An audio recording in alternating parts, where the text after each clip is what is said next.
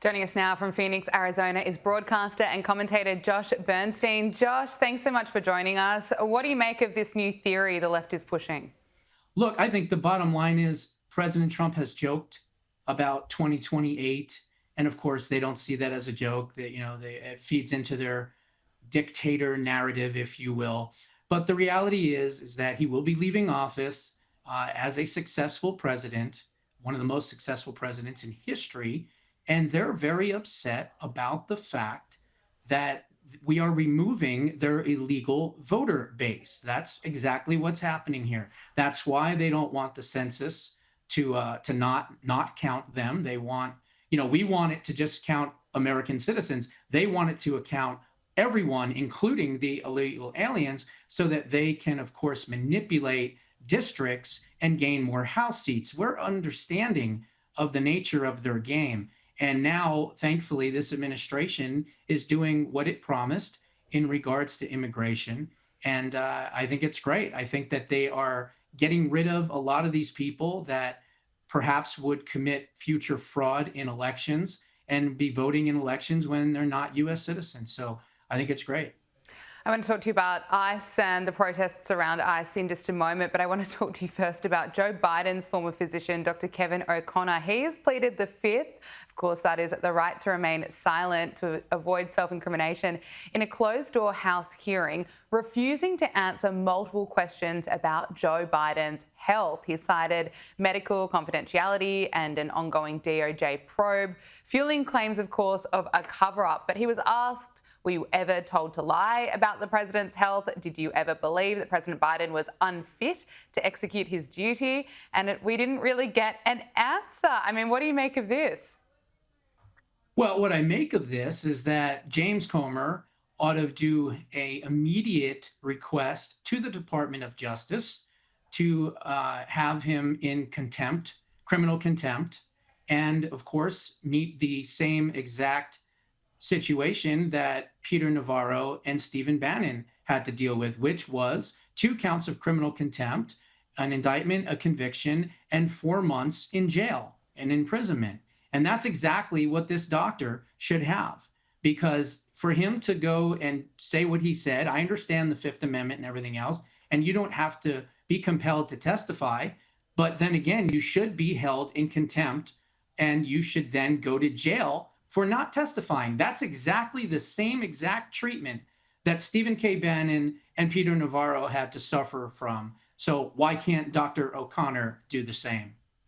Let's return to ICE. Right now, ICE agents are being targeted, and according to the Department of Homeland Security, attacks are up nearly 700%. We're seeing this in multiple places around the country, and tensions boiled over in San Francisco as protesters clashed with ICE agents outside the city's immigration courthouse. Let's just take a look.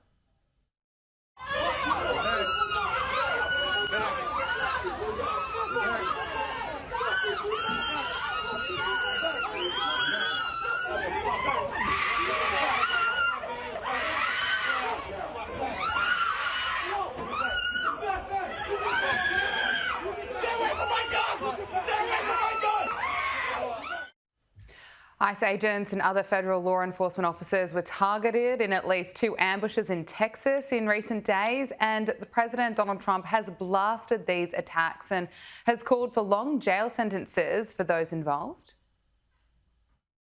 And what do you think the penalty should be for these people who are, if they are found guilty, for people who shoot at ICE officers? Very, very stiff. Very stiff. A long time in jail, a long time. And one got hit yesterday in the neck, and he fortunately is going to be okay, but he got hit yesterday in the neck. No good.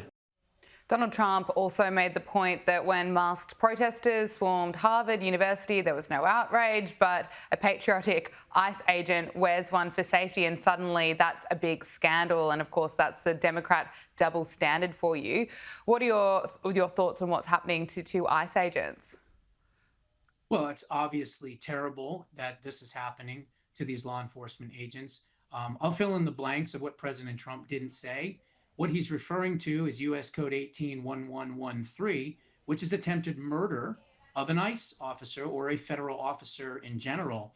And that is a 20-year stiff penalty in jail.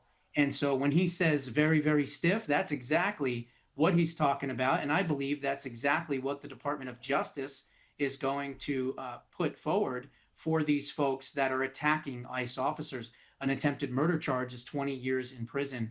We've got to stop this violence against these ICE officers. You know, we just passed the One Big Beautiful Bill. $170 billion has gone to border enforcement and immigration, including the hiring of at least 10,000 additional ICE agents, which subsequently is going to make more ICE arrests and more ICE agents viable and visible in a lot of these different blue cities around the country. So they're going to need to get used to it. And we need to start setting precedent by arresting these folks that attack ICE agents and then saying publicly what the punishment will be.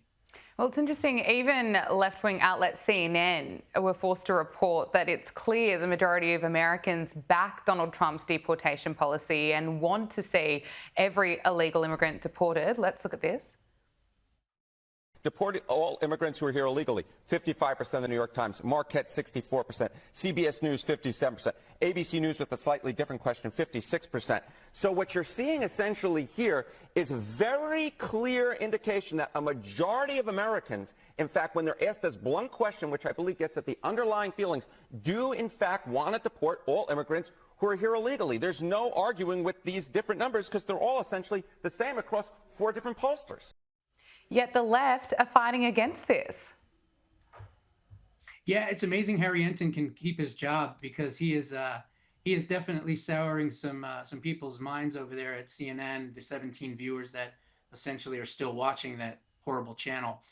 But I digress. What I would say, though, is this. Those are more than likely registered voters rather than likely voters. So you can actually add 10%, maybe even 12% to all of those numbers. So they're actually even much higher than what's even being reported. Look, the bottom line is this president won this election based on the #1 issue, which was, of course, immigration enforcement and closing down the border. And that is exactly what this president has been able to do in record time, I might add, as well. So the American people are still solidly for immigration enforcement, regardless of what some of these radicals on the left think. Let's turn to the devastating flooding in Texas. The search for more than 170 people still missing continues as flash floods devastated central Texas, and that search has stretched into a 6th day as the death toll continues to rise. At least 120 people have been confirmed dead, according to local law enforcement. And it is absolutely heartbreaking. Right here in Australia, we're thinking of everyone who's been impacted. What has also made headlines here in Australia is Coast Guard rescue swimmer Scott Ruskin, who is being hailed a hero after his first mission, helping to save the lives of 165 people. And we have to say a huge thank you to Scott, the US military, first responders, and all volunteers, brave Americans who are putting themselves at risk to save others. Absolutely. Look, the first thing that I will say is my thoughts and prayers go out to all of the victims in Texas. Kerrville was really, really hit bad, more than such other areas, although a lot of areas around Kerrville were hit as well. But, you know, that's just one story. There's multiple stories out there of heroism and patriotism and people just, you know, getting together and helping out their fellow neighbors. You know, they're not doing what FEMA did and looking for signs in the front yard, okay? They're actually helping these people. They want to make sure that these people are being saved and are being rescued. And, you know, there was one story of a young man who saved his entire family and then sadly drowned, but he did save his entire family. So the amount of sacrifice that we are seeing in Texas and elsewhere is just overwhelming. It's just amazing. And it just shows the heart and soul of the people of Texas and people around the country that really, truly do care. Yeah, absolutely. Flash flooding has also devastated the mountain village of Rodeso and killed at least 3 people in southern New Mexico, triggered by an intense monsoon rains. Rushing floodwaters swept away homes. Some of the vision is unbelievable. Look at this. Oh, there comes the house. Oh my gosh, y'all look. Oh no.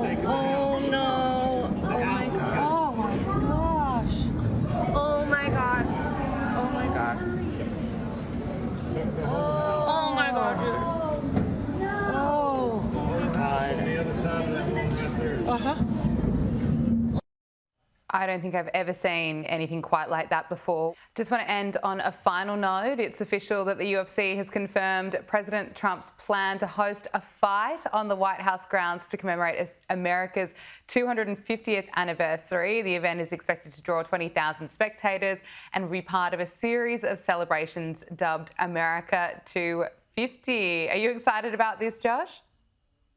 Yeah, I am. I think it's really interesting. I know that I think his name is James Jones. He was the GOAT or the champion of UFC, and he recently retired. And he should come out of retirement for one last fight just for this event.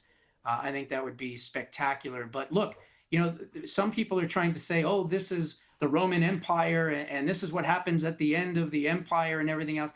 That's just not the case. We know that President Trump has been a lifelong boxing fan, a lifelong UFC fan. He's good, close friends with Dana White. And so this is just another way to celebrate masculinity, if you will, and the way of the golden age in America. So I think it's going to be a huge, huge hit, and I can't wait to see it. Josh Bernstein, thank you so much for joining us on Power Hour. Really appreciate it. Anytime, any topic.